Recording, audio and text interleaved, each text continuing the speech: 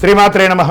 సద్గురు జ్యోతిషాలయం వారి యొక్క విశ్వావసునామ సంవత్సర 2025 మార్చి 29 నుండి మొదలు పెడితే మళ్ళీ 2026 మార్చి 28 వరకు వచ్చే ఈ తెలుగు నూతన సంవత్సరంలో వచ్చినటువంటి సంవత్సర రాశి ఫలితాలని మనం ఇప్పుడు తెలుసుకోబోతున్నాం. కర్కాటక రాశి వారు పునర్వసు నక్షత్రం 4వ పాదం, పుష్యమి నక్షత్రం మరియు ఆశ్లేష నక్షత్రం వారికి కర్కాటక రాశి వారిగా పరిగణించబడుతున్నారు. వీరికి ఈ సంవత్సరము ఉన్న విషయం ఏమంటే అష్టమ శని తొలగిపోతుంది. ఫస్ట్ శని అష్టమ భాగ్యరాశులు ఎందుకు సంచరించడం వల్ల అనుకూలుడుగా ఉంటున్నాడు, ఆ యొక్క తొలగిపోతున్నాడు.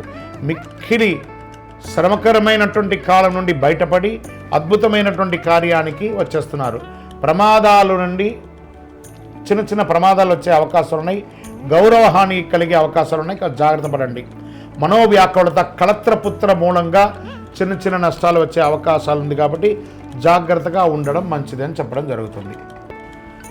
ధన వ్యయం మిశ్రమంగా ఉంటుందని కూడా చెప్పచ్చు. వ్యాపారస్తులకి చాలా అనుకూలమైనటువంటి సమయంగా కూడా చెప్పచ్చు. ఈ కర్కాటక రాశి వారికి ఎన్నో రోజులుగా మీరు ఎదురు చూస్తున్నటువంటి యొక్క పర్మిషన్స్ కానీ, కన్స్ట్రక్షన్ పర్మిషన్ కానీ, మీ వ్యాపారానికి సంబంధించిన పేపర్స్ కానీ, డాక్యుమెంట్స్ కానీ, మీరు ఎప్పటి నుంచో ఎక్స్పెక్ట్ చేస్తున్నటువంటి లోన్స్, ఫైనాన్షియల్గా మీకు ఉన్నటువంటి ఇబ్బందులన్నీ కూడా తొలగి అద్భుతమైనటువంటి సమయంగా ఉంటుందని కూడా చెప్పడం జరుగుతుంది. ప్రత్యేకించి స్త్రీలకు ఉద్యోగం చేసే స్థానంలో కానీ లేదా ఎంటర్ప్రెనర్గా అయ్యే అవకాశాలు చాలా ఉన్నాయి. విద్యార్థులకి విదేశీయ విద్య చాలా కలిసి వస్తుందని కూడా చెప్పడం జరుగుతుంది. పశుపక్ష్యాదులకి చాలా అద్భుతమంటూ ఉంటుంది.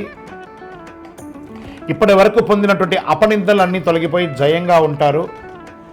కాస్త అష్టమ రాహు అయినందున అకారణ కలహాలు మాత్రం వచ్చే అవకాశాలు ఉన్నాయి. అపనిందలు కూడా చేసే అవకాశాలు బాగా ఉన్నాయి.